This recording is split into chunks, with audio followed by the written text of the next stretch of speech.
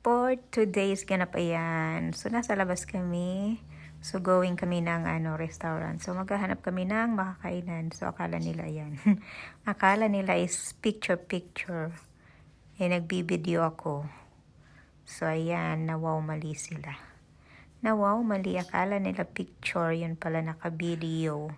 So, maghahanap kami ng makakainan. So, dinner time. 9 PM na yan. Ayan, kita-kits kami. So, medyo, ayan. Ayan, nakakuha na kami ng aming makakainan. Yung mga restaurant, ayan. Tabi-tabi lang. Tabi-tabi lang yung mga restaurant. So, magpipili lang kung ano yung magustuhan namin. And, ito na nga yung first serving. Ayan.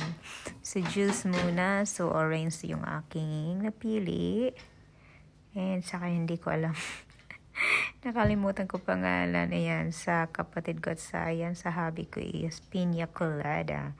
And ito na yung second serving. Ayan, yung soup, mushroom soup with bread and salad. Yan, tabula. Yan, paborito ko yan. So, maasim na maasim. Maasim na maasim talaga yung tabula. And while waiting, ayan. Yung hubby ko nanonood ng football. So, medyo pa yan. Wala pa. So, ito na ang aming main menu. So, start na kami. Ayan. And, akala ng asawa ko, isda yung tinuro niya. Hindi niya nabasa na lobster. So, mali yung niya.